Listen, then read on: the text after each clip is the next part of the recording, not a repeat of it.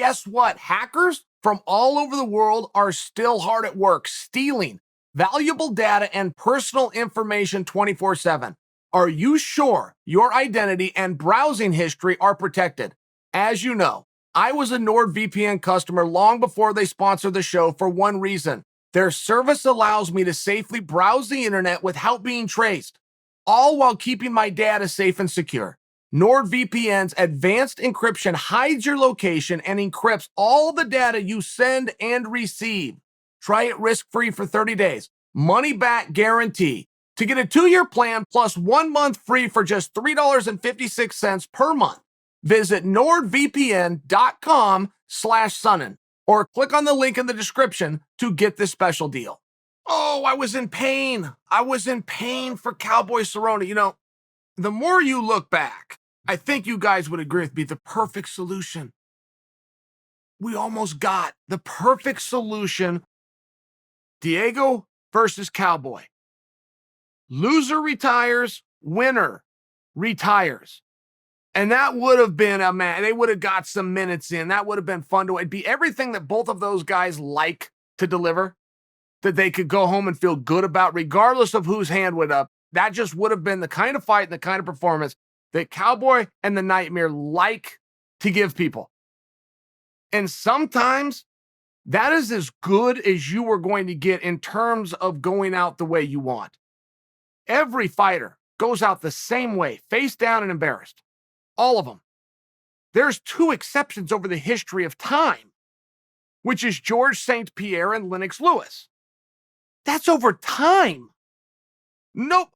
Ali didn't go out the way he wanted. I mean, we could play this game, guys. It just doesn't work that way. Because as long as you can do it, you keep doing it. You guys understand that concept. Nobody stops when they're feeling great. You look at Tom Brady. He doesn't want to stop.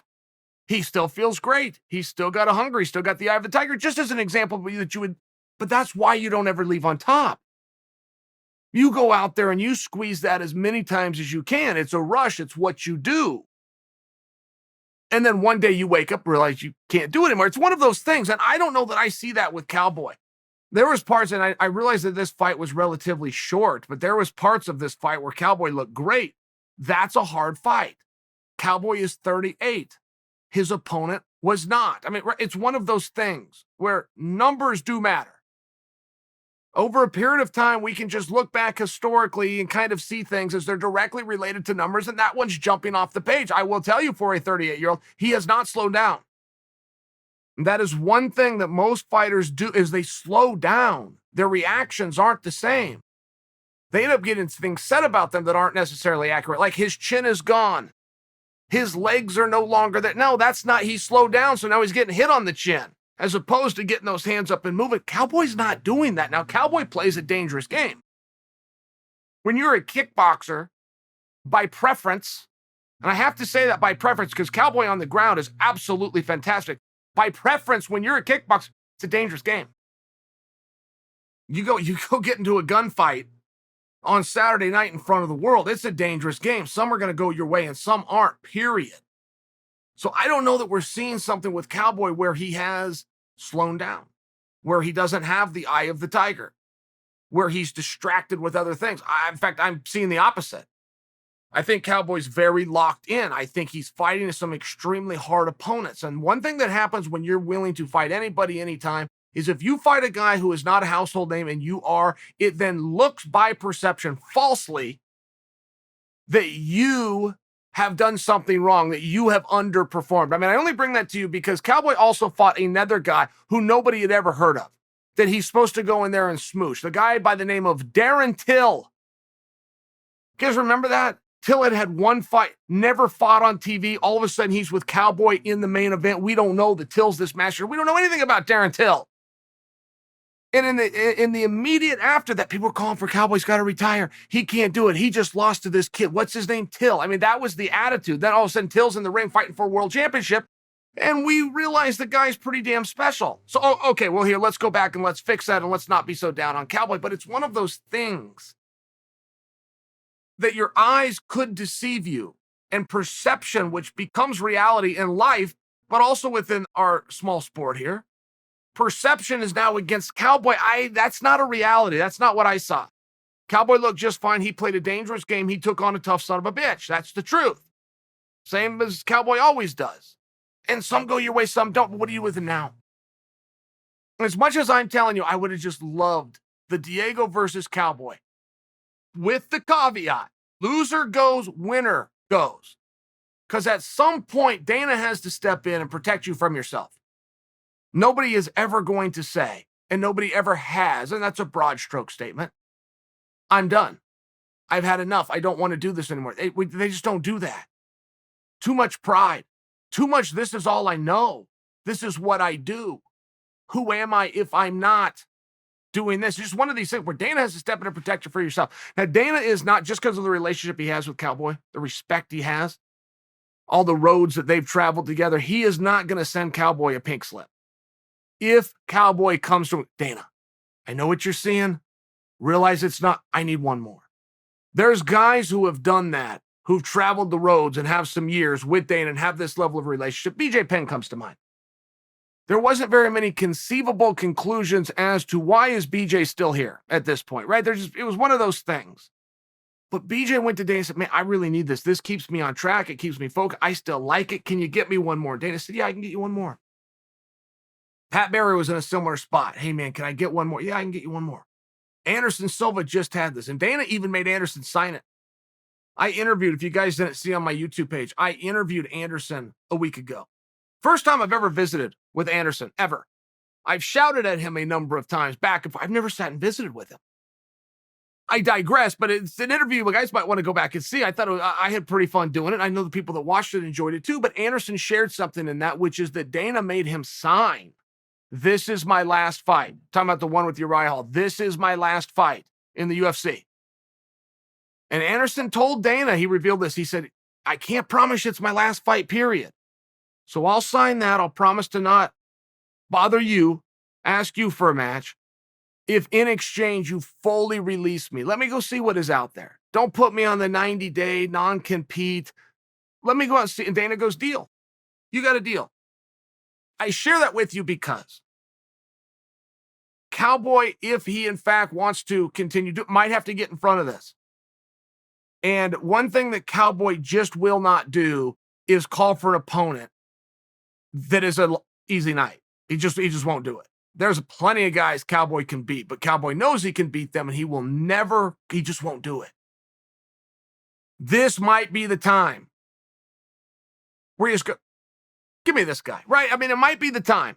Cowboy's never asked for anything, and whoever that guy is that Cowboy points, you're just giving that guy an opportunity. Of course that guy wants to be in there with the Cowboy. Of course he does.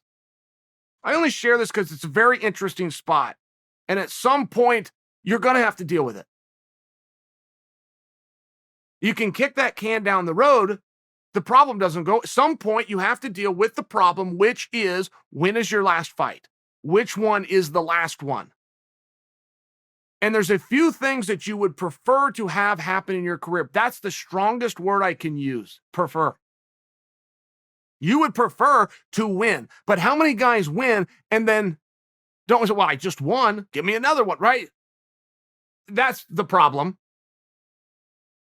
You also, when you talk about prefer, you would like it to be your idea on your terms, not being told you don't have a home. Nobody's going to sign you. It's no longer an option. But these are prefer. It just doesn't go that way. And again, I bring in Lennox Lewis. I bring in George St. Pierre. I'd be happy if you threw another name at me. And no, I will not throw in Floyd Mayweather. No, I will not, because he's not done. Floyd is looking and putting himself in harm's way to some extent. The risks that he's taken are a little bit lower. But no, I don't know that I would qualify Floyd yet. And everybody's got a number. Everybody's done at some point, unless they just have too much pride. They just have to stop. Don't know when to stop. Even the great Tom Brady, there's going to be a day when you're going to, hey, man, that guy needs to be pulled. He's on the bench. He's second string. He's going to go from the greatest player ever to a bench guy. The difference is he knows it. He's accepted that. This is the way I want to do. I don't ever want to look back and wonder, could have I done one more season? I want to stay here until somebody passes me and takes my spot. So that's okay for him, but he's also come to terms with it. I bring that to you because it's a tough spot for fighters. I don't think the Cowboys slow down. I think he looks great. I think he plays a dangerous game. I think he does it over 2 different weight classes, so we never fully knows where he needs to have his body. I think those are risks. I think he takes a lot of risks. When you take a lot of risks in life, but particularly in this sport, they're just not all going to go your way. We're having a different conversation, though. Having a conversation of what's it going to look like to get another match? Who's that match going to be with? And why are we doing it? Why are we here? There has to be an answer to that question. Reed Harris, who owned the WEC, told me one time, but I've never forgot, because Reed is one of the 5 men alive who have found a way to make money in MMA. So Reed's opinion and knowledge matters when you can get it out. He just told me one time, he said, he was talking about a different organization. He said, they don't put on meaningful fights. And I've never forgot that. Because when I'm asking the question of why are we here? Why are we doing this? Meaningful fights. That's where it becomes problematic. The UFC is for champions and contenders. And it's always been that way. Now, there is a little bit of a gray area for the stars. And Cowboy would fall into that category. Cowboy's a star. But does Cowboy want to get in there with Masvidal and contest this BMF thing? I mean, just by example, I don't see where Cowboy's going to go out and call for these things. I think he has the right to, and I think he would get his way. And I think if Cowboy called out George Masvidal right now, he'll have a contract by this time tomorrow to fight George Masvidal. That's my opinion. Masvidal's not going to take kindly to that. That's just not what Cowboy does. So I don't predict for you that he's going to do that. So the question does come back to, and taking what Reed said into consideration, and Cowboy's a Reed guy. Got in the UFC through WEC, same as I did through Reed. And Reed believes in putting on meaningful fights. You have to go back to that, because it does become a question of, if you're not a champion, you're not a contender, you're not going to be the path. It's just not there. Why are we here? And what are we doing? And what is this for? And if you can answer that question, because it's my last fight. It's my retirement fight. This is my send-up. Those are all reasons. But now you've said it, you've identified it. It's the same situation that we're in. We're just kicking the can. We're moving the can. That's okay. That's okay. But it's time to start having some of these hard talks, some of these harder conversations. And Cowboy, he won't do it. I'm not going to get my way. Cowboy is not going to come out and call a shot. He's not going to do it. He's going to have his phone nearby. He's going to get a text and he's going to write back, okay. It's just the way that he does things. It's just the way he does things. But before we throw out one of our greats, one of our legends, one of the guys that we as a community owe something to, Cowboy didn't owe us anything. We owe him something, though. Before we do that, let's try to get a plan together. Let's get a little idea together. Let's recognize that we have some legends that are around. I know I brought in Masvidal and I bring in Cowboy. You got Damian Maia out there. You got a few guys that fit into a little bit different category. Yeah, they're not going to be champion. Those days are done, but they're still damn good. They're not going to go easy. And if you can get some of those guys together and start to tell the story of why we're here, I think that we can do something. But if you come to the table without that, or you think that the promoter is going to bring that answer to you, it's not going to happen. It's got to be meaningful. Remember Reed's words. So what do we do with I don't know. I don't have that figured out. I know a way that he could do it, but it's going to involve him speaking up. He's not going to do that. So let's think a little bit as a community. Let's remember, he doesn't owe us anything, but in fairness, we do owe him. Let's try to produce that answer for him.